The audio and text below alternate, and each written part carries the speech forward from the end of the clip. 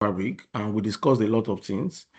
I remember that we talked about concept like the One Lake, which is the native data store for Microsoft Fabric.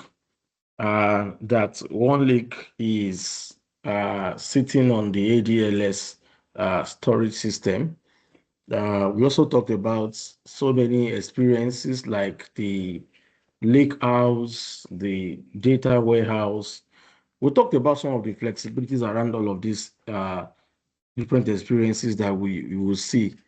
We talked about the fact that Microsoft Fabric is a unified data platform. It means that whether you're a data analyst or you're a data engineer, or probably you are a database admin, a data architect, you are a Power BI developer, everybody can work on one unified data platform, which is Microsoft Fabric, right? It means that it enhances that collaboration between different people in the same data team. It enhances that collaboration and says that we can work together instead of duplicating data over different systems. And today I said we are going to be starting with the practical parts. Last week was just theory, it was introduction. Today is majorly on Lakehouse. So we are going to look at different ways we can ingest data inside the Fabric Lakehouse. Please, you can unmute yourself if you are having a noisy background. Thank you. So we are going to start with Lakehouse, and we are going to start ingesting data into the Lakehouse. Don't forget what I said about One Lake last week, that whether you're on the Lakehouse experience or you're on the warehouse experience, the data is sitting on One Lake. That is the data store behind the scene. Okay, so now I'm on the Power BI experience. If you look at the logo by the left on my screen, you will see that I'm on the Power BI experience. And for me to move to the Fabric experience, I have to click on this part here where I have the Power BI logo here and click on Fabric, right? Last week, I talked about how you can enable Fabric for your Microsoft Power BI license, right? The next thing that I'm going to do now is that now that we are in Fabric, the first thing that we're going to do, rather, is that we are going to create a workspace where all our Fabric items will be stored. So all the lakehouse we are going to create, the shortcuts, our data pipelines, everything will be inside of the workspace. So I'm going to go to workspaces here. I already have some workspace here, but let's ignore that. I use that for another demo entirely. And I'm going to click on create workspace. And I will just say, I'll just call this Winnipeg. I'll call this Winnipeg. Sorry, I didn't get the spelling correctly. Winnipeg Fabric Demo. So Winnipeg underscore Fabric underscore demo, right? And I would come to this advanced part, and my license mode is trial, right? License mode is trial, and I'm going to come down and I'm going to pick small semantic model storage or large semantic model storage. So if you know that you are going to be working with data that has high volume and probably large size, it is preferred that you use the large semantic model storage format, right? So, but because of what we are doing is for demo, the small semantic model data, what's it called, model storage format should be enough for what we want to do. So I'm going to pick that, and this is my capacity, West US2, right? So I have two options here. I don't know what the other, okay, maybe the other one is, I don't know. Let me pick anything here. Let me just leave the capacity the way it is. And I'm going to click on apply, right? So now I have created a workspace that is Fabric enabled workspace. Okay. Now, the next thing that I'm going to do is to create a lakehouse, right? I told you that all my Fabric items are going to be inside of this workspace.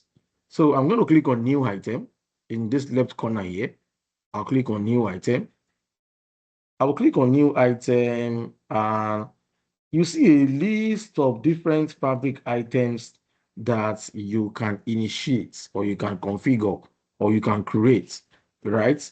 And what I'm going to do now is that I'm going to either set here or I'm going to probably just type in lake house here. I'm going to type in lake house, right? You see lake house, right? Now, before I even type lake house, you will see that on the new items that I can create or configure here, you will see that there are different sections to it. In the get data, you see coffee, job, data pipeline, data flow gen 1, data flow gen 2, event stream, blah, blah, blah. If you look at store data section or category, you will see Cosmos DB, data mats, event house, lake house, semantic model, SQL database, blah, blah, blah. You see prepare data, you see data flow, the pipeline, data flow gen. So you see Azure Data Factory. Now, for those of you that already know Azure before, like you've worked with Azure Data Factory in building pipelines, right? Most data from source to destination. Now, the good thing is that with Microsoft Fabric, you can migrate your pipelines that you already have on your Azure Data Factory. You can migrate them to the Fabric environment, right? Which makes that transition very, very easy to do, right? And one other thing that I like about Microsoft Fabric is that unlike Microsoft Azure, that before you even get to the point of creating a pipeline, you have to first create a resource group. You have to first create the resource itself. You now have to, under your resource group, like you can create resources like a storage account. You can now start creating your data factory. From there, you can now start doing your creating your pipeline. You first need to ingest data into data sets. You need to keep publishing. You need to now, go to your pipeline section and start creating pipeline. So it's not as straightforward as the way it is on Microsoft. Microsoft Fabric makes all of these things to some extent very, very easy, sincerely. And there's a lot of things that are being done at the back end for you already that you don't need to worry yourself about setting up stuff or configuring a lot of things before you can get to the final process of what you want to do. Maybe as time goes on in this class, depending on the level of commitment of people and how people are interested and they show up for this class, we are probably going to one day also go into looking at some of the similarities and differences between the Fabric Data Factory and also the Azure Data Factory, right? So as I said earlier, I'm going to create a new lakehouse. Don't let me talk too much on that. And I'm going to click on lakehouse. Now, when I click on my lakehouse, it's going to tell me to give my lakehouse a name, right? I probably prefer to use a name that everybody can easily understand, right? So we are going to be doing it like in a sequential manner. So it means that if we create a lakehouse in this workspace, right? We'll name it, for example, Lakehouse 101. If you are creating another one after this one, we can name it Lakehouse 102, another one Lakehouse. So that's what we'll do it for all the things that we are doing. So if we want to create a warehouse also, we can start with warehouse 101, we'll say warehouse 01, warehouse 02, so that we identify which of the elements relates to each other, right? So I'm going to be naming this Lakehouse 101. I think it doesn't allow, okay, names can only include letters and underscore. So I cannot just put 101 without, I can't put space. I have to put underscore. So Lakehouse 101, you can decide to uncheck the Lakehouse schema for now. You don't probably need that. So Lakehouse 101, and I can click on create. I'll click on create. And congratulations, you have created your first Lakehouse in Microsoft Fabric. Interesting. So the interface you are going to be seeing now is the Lakehouse interface. So what I'm going to do now is for me to be able to, be switching my tab in between the workspace interface and the Lakehouse interface. I'm going to just duplicate this tab, right? and I'm going to come back to this first one, and I'm going to click on the workspace so that you see now, this is the workspace interface. Now, what you will see now here is that when I created the lakehouse, I did not just see the lakehouse itself. There's one other element by default that came with the lakehouse, which is called the SQL analytics endpoints. It means that every data that you are ingesting inside of the lakehouse, you can use your traditional T-SQL, right, to interact with it, right? So you are not actually using the data, the DDL, which is the data definition language. You're not like using it to actually create a table or create a new schema or probably um or probably create or add some rows to it in an already existing table. No, that's not what you are doing. What you are doing is that you are just using that interface to interact with already ingested data that is already sitting inside of your lakehouse, right? I hope that's clear. So you see that by the time you create a lakehouse, what you will see in the workspace is this. You see the lakehouse itself, and you see the SQL analytic endpoint. Now, for those of us that are already familiar with Power BI and we're on this call, you will remember that when we publish a Power BI report that we built inside of the Power BI desktop, by the time you go to your workspace, what are you going to see? You are going to see the semantic model and see the report itself, right?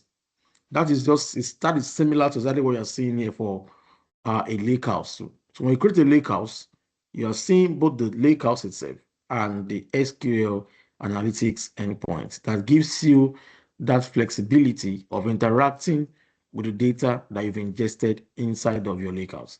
Any questions so far, guys?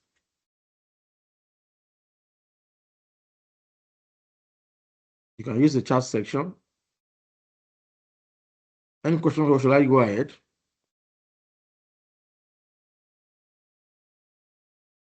Okay, Mr. Bejide. Hi, boss. Hi, everyone. Yeah, your volume is a little low, sir. Uh, uh, Can you adjust your? I'm trying to do that. It's still Can you hear low. me now? Still low. It's still low. Can you hear me now? I'm coming. Just hold on for me, please. Can you hear me now? I can hear. Because can anybody hear him clear? Let me know if it's from my end though. No, it's actually low. It's actually low. Yeah, exactly. Yeah. Oh, thank you. Yeah, it is. Can you adjust your volume, sir? I did. That's the highest. But Ah, how come? Okay, go ahead. yeah, let me see what I can do. I guess maybe you are using your earpiece or something. No, no. So can you hear me better now? Yeah, it's a little better. Okay. So the question is, what's the purpose Aha, of very clear creating now. a, yeah. So what's the purpose of creating a lake house? Okay, Sorry, I'm just coming in for the first time. no So, problem, sir. The class all is for right. beginners. Yeah. Okay, so a lake house is probably on Azure what we call Azure Data Lake Gen 2, something like that. It's where you can store both your structured and unstructured data, right? Unstructured data. Your CSV, you can ingest your Excel file, you can bring in your pictures, your JSON, your XML, like name any kind of file format, you can bring them inside of your lakehouse. Right. Another good thing about lakehouse is that lakehouse uh is like what we call it has the features of both a data warehouse and a data lake, right? It has the you see lake from data lake, house from warehouse. It means that it can store both data that is structured and the one that is not structured. It can ingest all kinds of data formats, all kind of data. Do you understand, sir? Yes, Hello? kind of. So is it Yeah. like you're extracting data from the database to store in the lakehouse for Exactly. maybe easier transformation or Thank you. We are getting there. So in your lakehouse, you can ingest data from different sources through different means, and you can do your data transformation and still load it back inside of the lakehouse. Do you understand? So but by the time we start exploring the lakehouse, you will understand better. When we ingest data inside of the lakehouse, we use notebook, right, to run PySpark and clean the data, and we still load that same you still load that data inside of our lakehouse. So there's a table section and there's the file section. The file section is where we usually ingest raw data that's probably unstructured, that is not clean yet. By the time we clean the data, then we'll move it to the table section, right?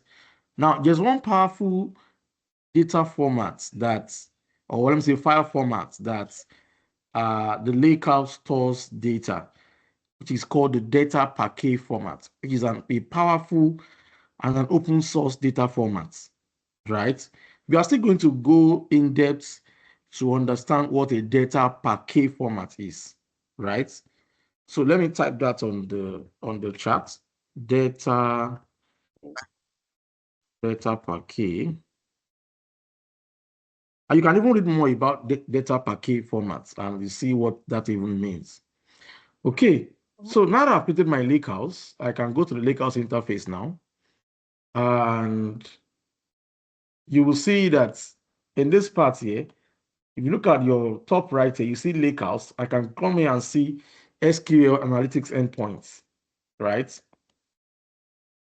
And here is where you can now interact with your, because we don't have any data inside of this place yet. That's why it is empty. You are not seeing anything, but don't worry about that at all.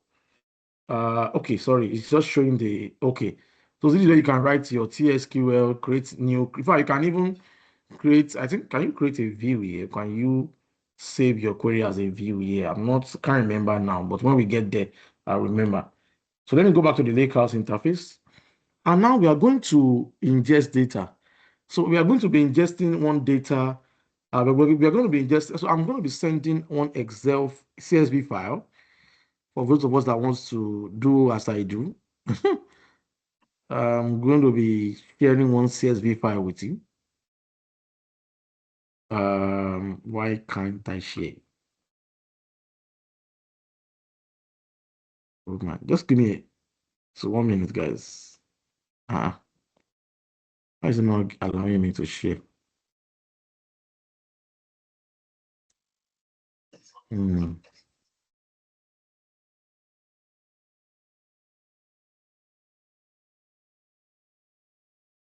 Okay, you know what? I'm going to be sharing the file in the WhatsApp. I don't know why it's not allowing me to share sincerely. Somebody is saying that they cannot join the meeting. What's wrong? It's the same link that everybody here use now. Can you let me attend to I him, don't Coco? know. Please let me attend to him, please. I don't know why he cannot where can I join. find the link? Hold on, let me find the link here and see if I can share it. How come he cannot join? Um,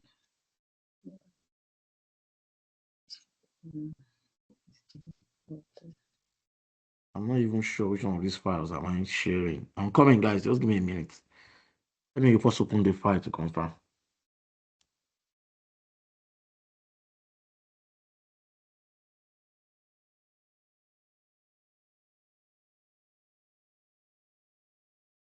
Oh yeah, this is the one. This is the one I need to share. Yeah.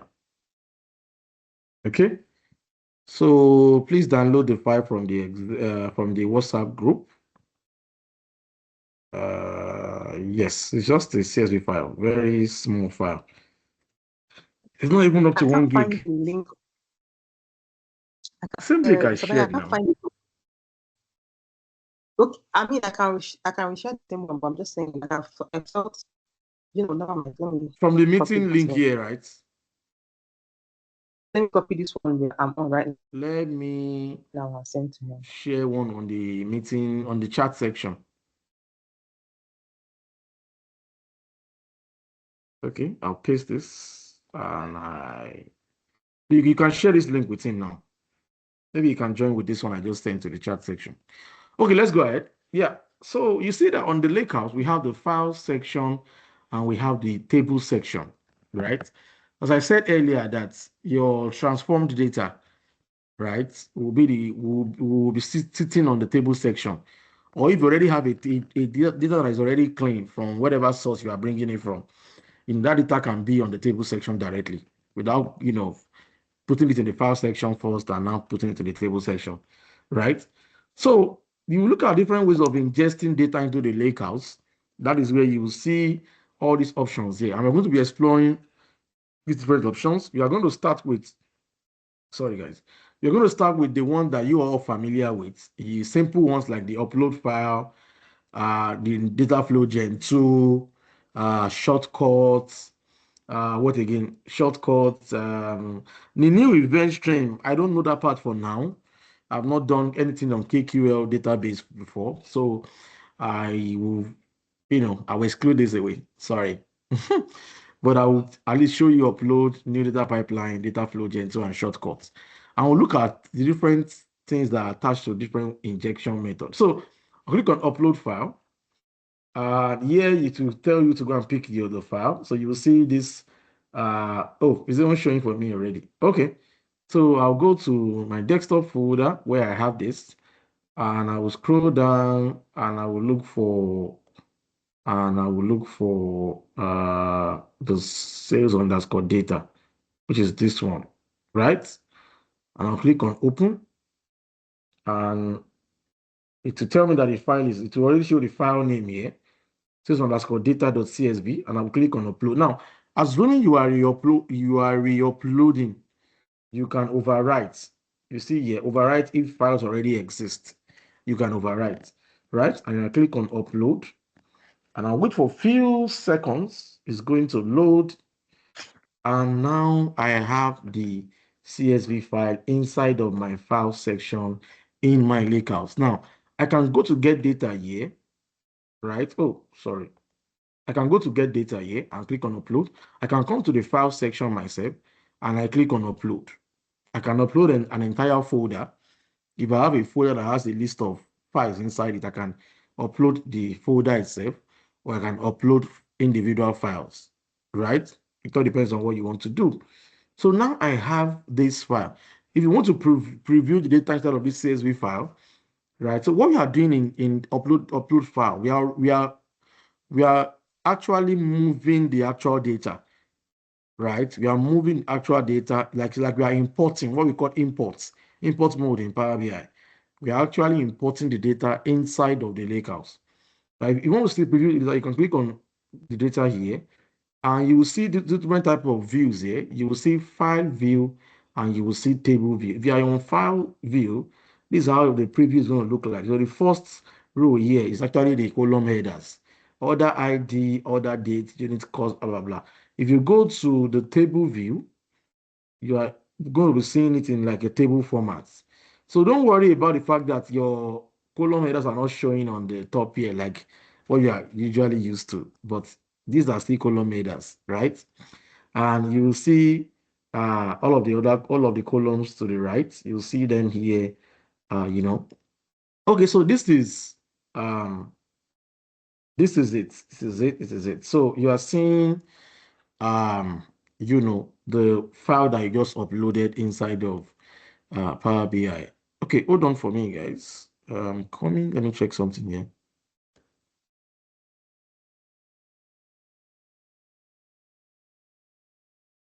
One I have a minute. question. Yeah, ask a question, please.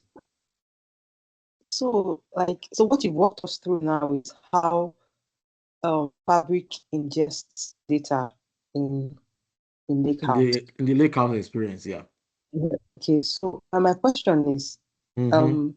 you just uploaded a flat file, like a CSV file. So is Yes. there any extra thing that takes place for like a structure or something that accommodates Sorry, hold on. unstructured Please, can you data? come again? Sorry. I'll start from the beginning. Okay, Is there okay. any work? Sorry.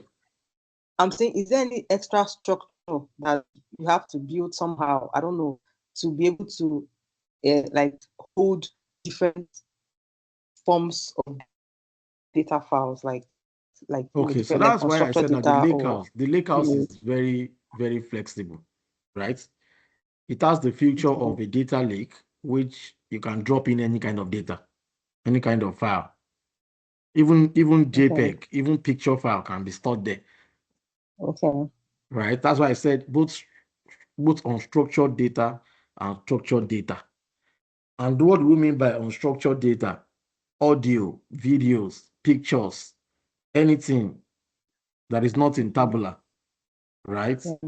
Yeah. Structured, Excel file, CSV, anything that has that tabular future kind of file, right? Yeah. Yes. You can store it there. That's one of what you can't do that in a warehouse. In a Fabric warehouse, you can only store structured data, rows and column. Do you understand? But the good thing about Lakehouse is that for the fact that you can store different kind of data file formats inside of it, you can now from there write your Python or PySpark or Spark SQL or Scala scripts, that will now do the transformation for you. And you can either decide to load it back into this warehouse or either load it to another location entirely.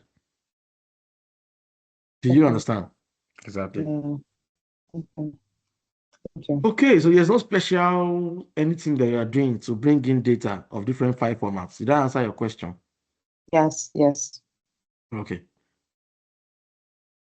Hold on for me, you guys. I'm coming.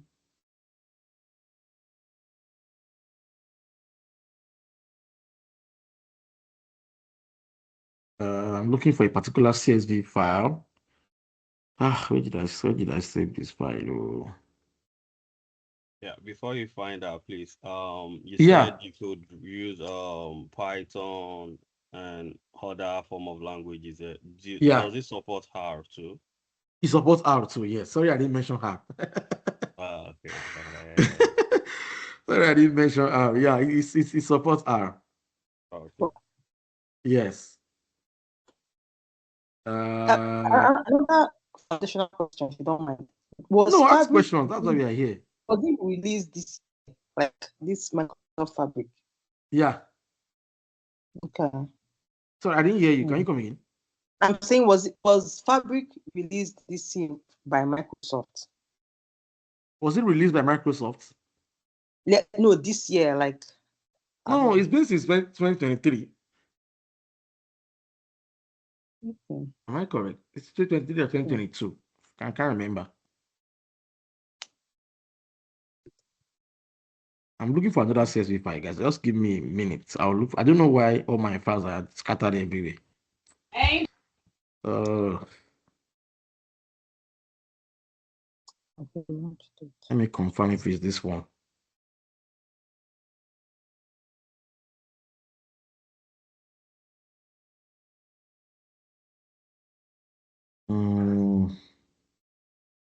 Is it this one?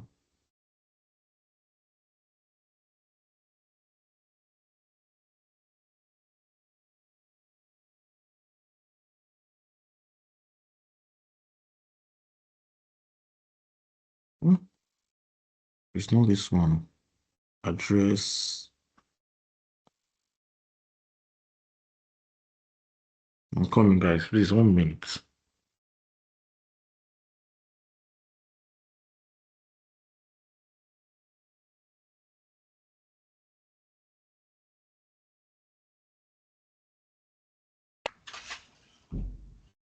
Yeah, I have a question. Yeah, ask your question, please. So with this uploading of data, whether CSV file or any file, so we can prepare our report right here. Like we want to prepare. So it's a lot of step. Okay. So this is just like a step one. You ingest the data. Yeah. From different sources. You transform it. Start transforming the data. You build your semantic model from there. Right? Yeah. Then you now start creating your report. You start writing your data expression and create your report. Okay, good. So while we were after ingesting the data, Mm-hmm. and transforming, doing. So this is the transformation will be like we are cleaning, adding, removing duplicate and It can stuff. be anything. It can be anything. So we It can can use be anything. SQL, we can use, it supports SQL, it supports Dask, it supports Python and all the Exactly. all the Exactly. We are analysis. still going to get to Apache Spark. Don't worry. Okay. We'll get to Apache Spark. Okay. When we talk about Apache Spark, don't worry, I'm coming. Just give me. I don't know why my stuffs are just scattered everywhere. I'm coming, please.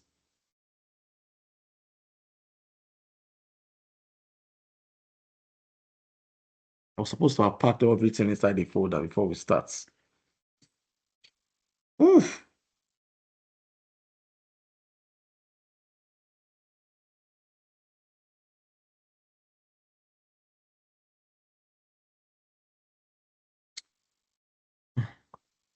It's frustrating me. Just give me a minute.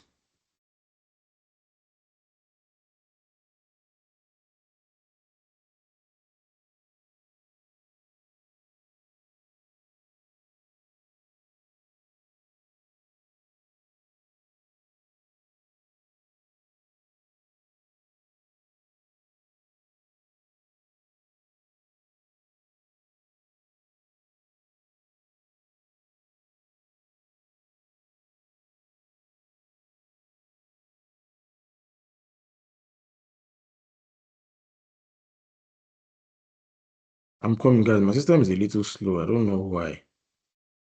But I'm almost there.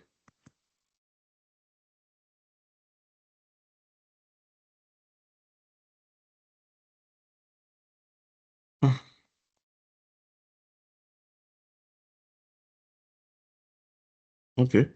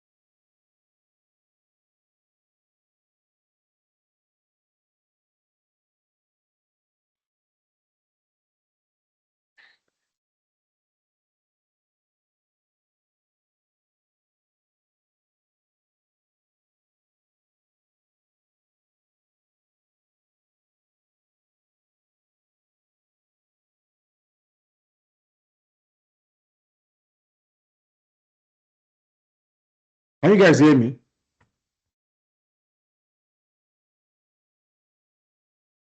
Yeah.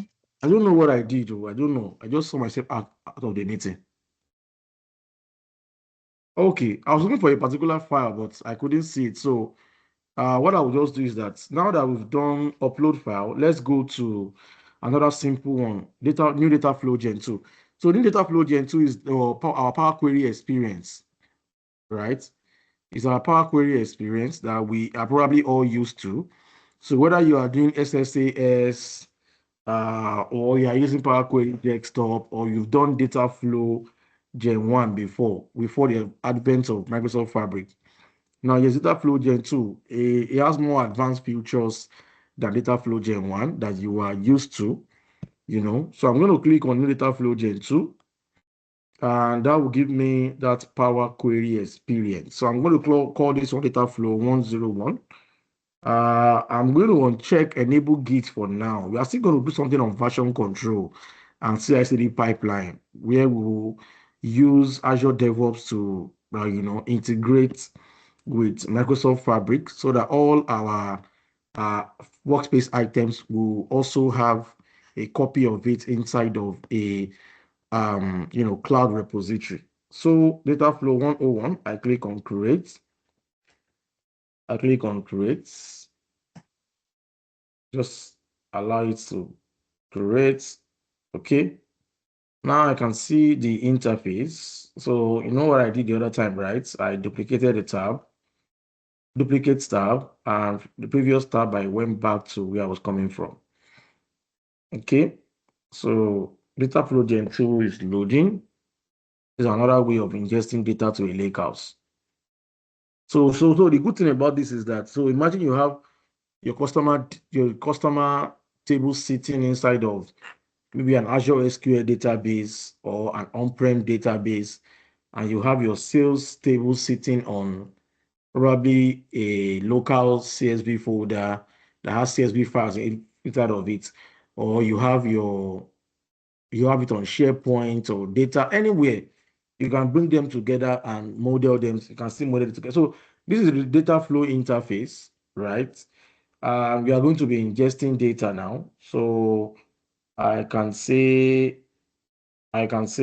import a CSV file, right? I can say import a CSV. So the good thing is that if you have your the CSV file on a OneDrive or a SharePoint folder, you can just put the link here, right? And you're going to create a connection to that file. But if you have, sorry, Taiwo, your hand is up.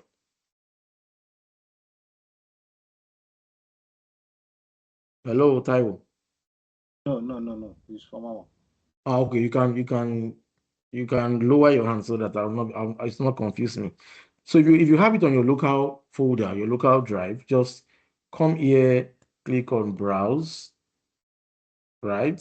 I'll go to my download folder where I have something on. Okay, so I think this is the file I've been looking for. Oh, thank God I can see it now. Okay, let me confirm that it's the same file I've been looking for. It has customer ID, customer account number. Yeah, this is the file. Maven Market Customers. I'm going to share this file with us, guys. Let me share it with us now. Maven Market Customers. Come here, documents. So in case you want to practice this stuff on your own, just go and use the files to practice. I'm also going to be sharing some code with us that we're going to be using. Maven Market Customers. Yeah. So I've shared the CSV file on the WhatsApp. Can you lower your hand, Taiwo, please? I'm trying to do that. If I see your hand up, I will always assume you have something to ask me. The same way you went on and then did what's it called? The same way you. The same way you raise up your hand, eh? Yes, exactly. I click on the hand. It's not lowering. That kind of wahala. Wahala full everywhere. Okay. So I've successfully uploaded the CSV file. It's called Maven Markets. Maven Markets _ customers.csv. I'm going to click on next. Right. I'm going to click on next. It's connecting to that data source. Just wait for a few seconds. Okay. So whenever you still do an upload, it will still see it as a OneDrive, a OneDrive file. So this is the customer table, the CSV file. So the limiter is comma, detecting the data type based on this, blah blah blah. You can leave this one as it is. Then I click on create.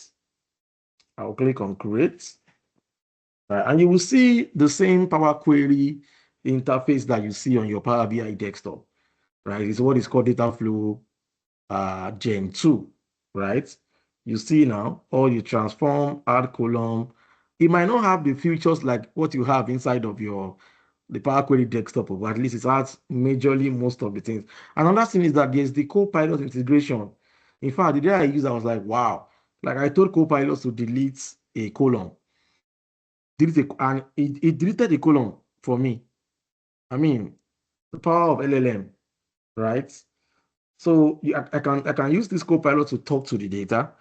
I can also give it as an instruction, just like what we call an AI agent. Don't worry, but by the time we get to GitHub Copilot, you understand better, right? So I can talk to the data, I can give it an instruction like an AI agent, and it's going to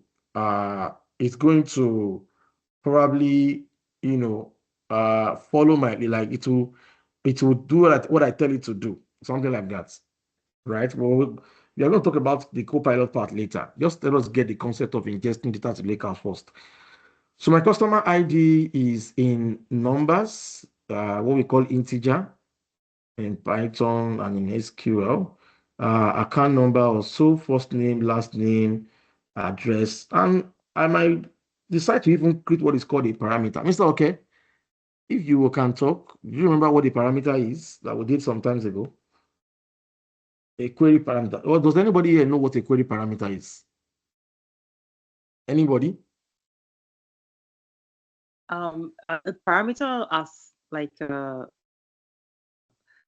way to make your query dynamic, using pulling from a different list or something.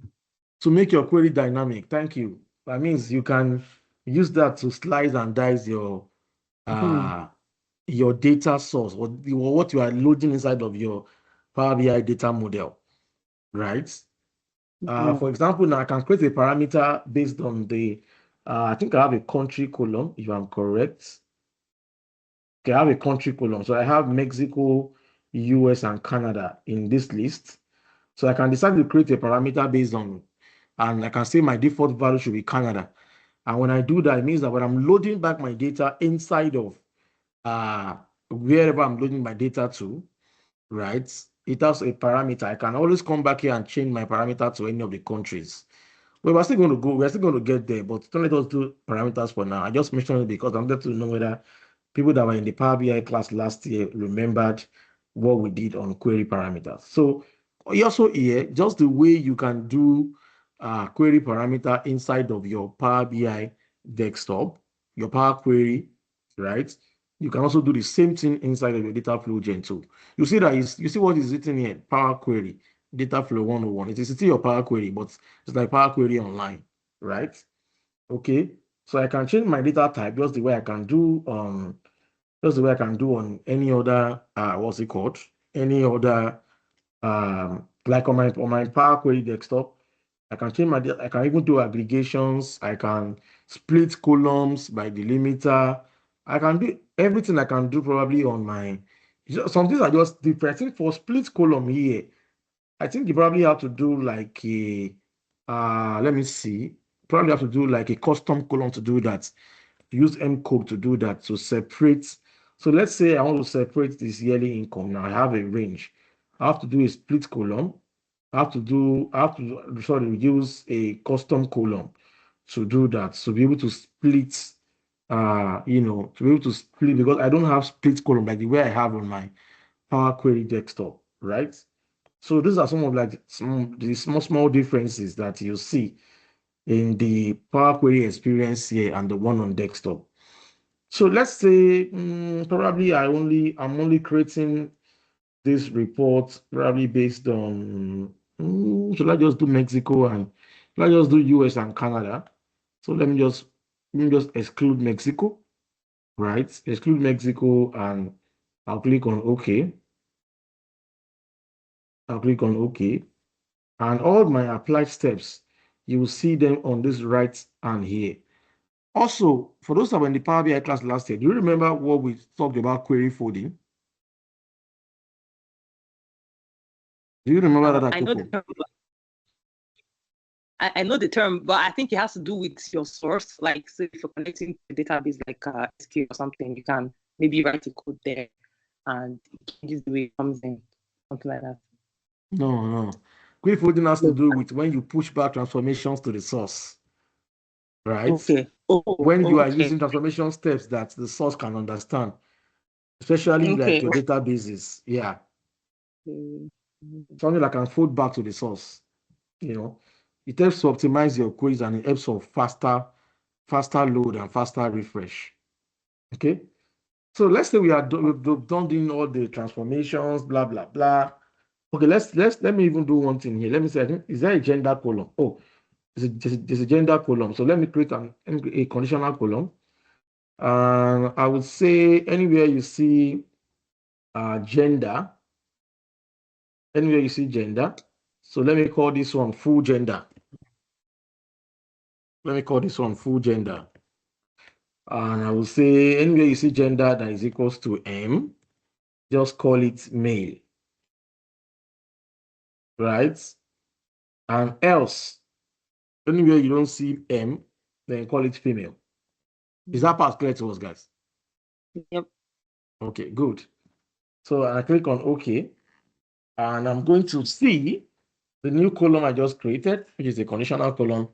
I'll see it inside of, and I can come here and change my data type now to what? To text. Okay.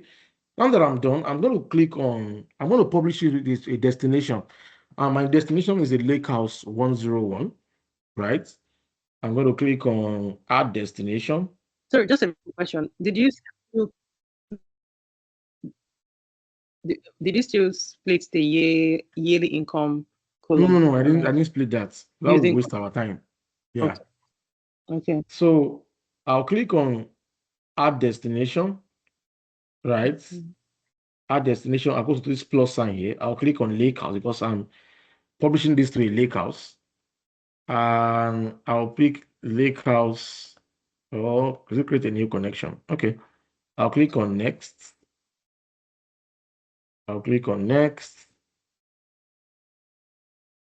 And to ask me where I want to publish this. So it is inside this Fabric demo workspace, Winnipeg Fabric demo, inside my Lakehouse 101. That's where I'm going to click on that, right? And I'm going to click on next. So this is where you can do mapping. For those that are doing SSIS and all those things, you would be familiar with this, right? So somebody like Tammy that already does SSIS, she will understand this better, right? Source to destination mapping. So this is where, so the source is saying this is the data type, but you want to probably change the data type to another data type entirely when it gets to the destination, right? So I can choose to switch off these automatic settings. Now, there's one interesting thing here. There's a dynamic schema and a fixed schema. So the difference between these two is this. So if you know that your table structure is not changing, right? The table structure is not changing, right? That is, all the columns will remain the same, their names, their structure, and all. You can use fixed schema, right? But if you know that it's possible that there will be additional columns added later to that table, or the structure might change, then you can use dynamic schema, right? But I'll prefer you to use dynamic schema, because of changes that you might not be able to foresee now, but that might come later, right? So dynamic schema is preferred instead of a fixed schema. You only use fixed schema when you know that your data structure is not changing, right? The data is the way it is. The columns names are not changing. The how will I put the word?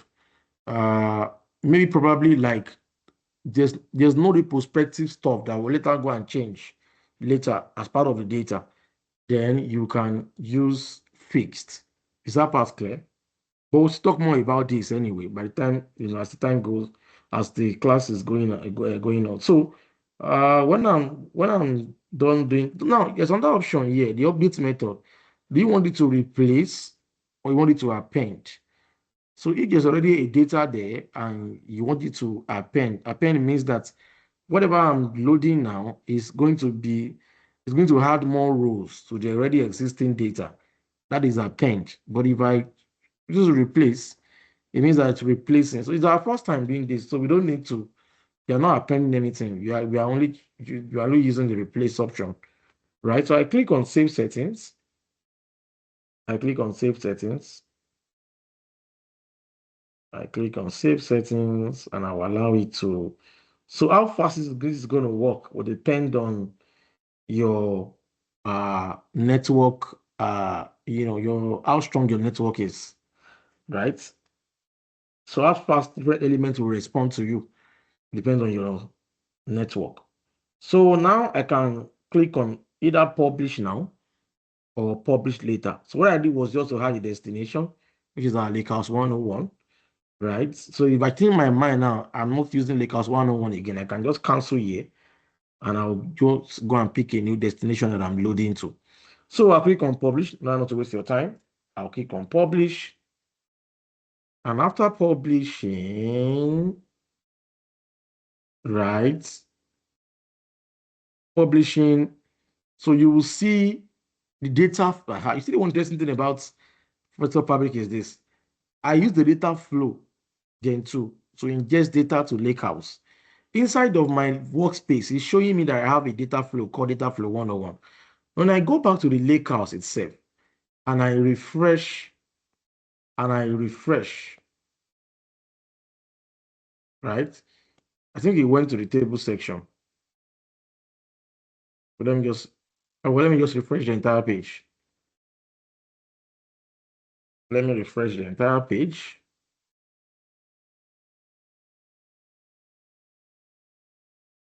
And now I'm going to see. Why am I not seeing this? Let me refresh this one again. Let me refresh this one again. Oh, it's probably still loading. It's probably still, it's still loading. Let's just wait for it for a few seconds. That's why I'm not seeing it in my Lakehouse yet, because it's not done loading.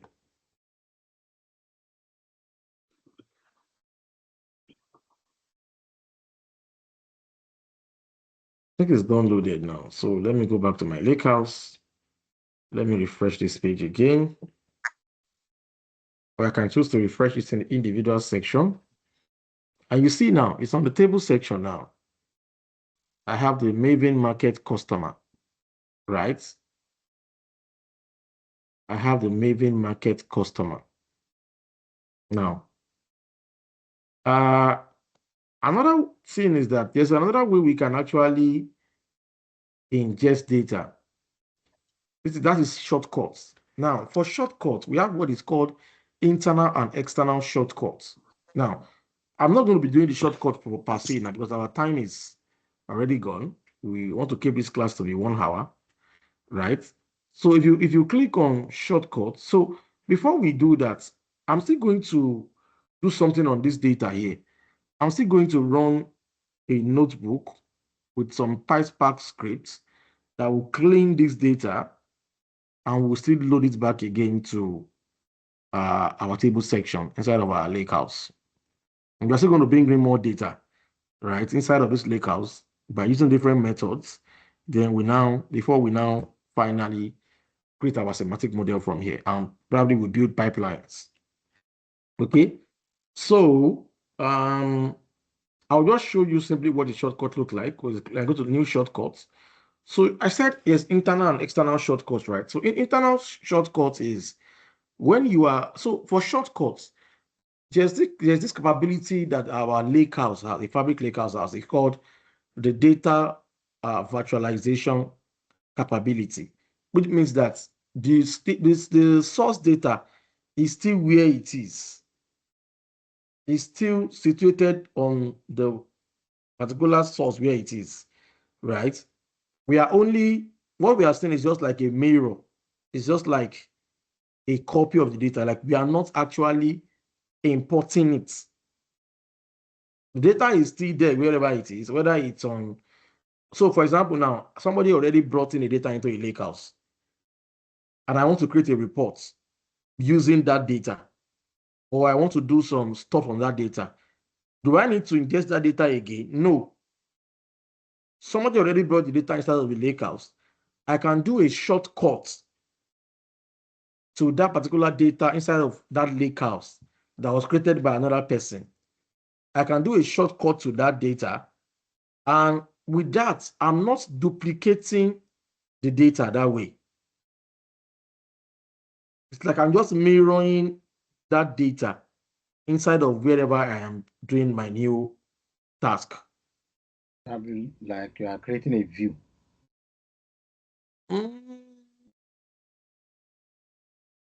Like, don't let me say I'm creating a view. I don't want to use the word view. Trying to be careful. No, don't let me use the word view. So, okay, this is it now. Look at this now. When I click on new shortcuts, I see Microsoft One Lake. It means that every data that is already inside of Microsoft Fabric is sitting on one lake.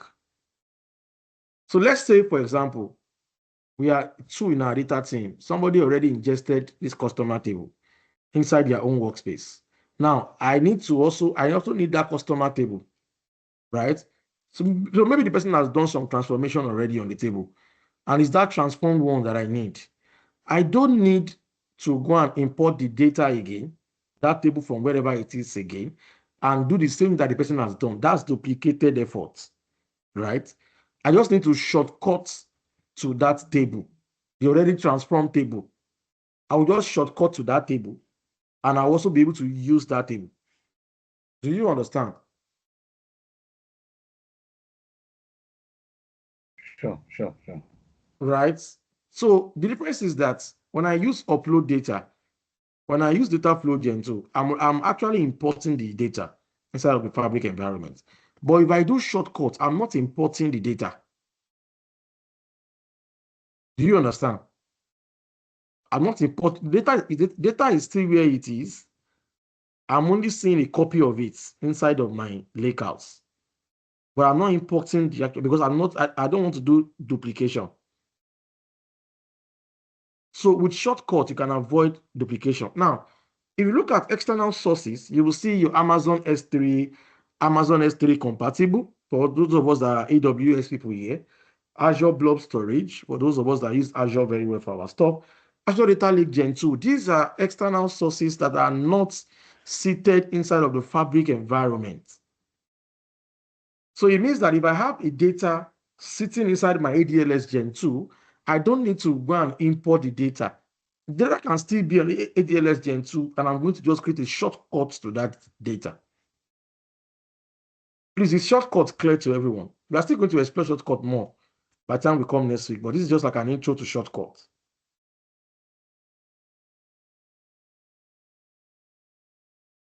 Is it clear, everyone?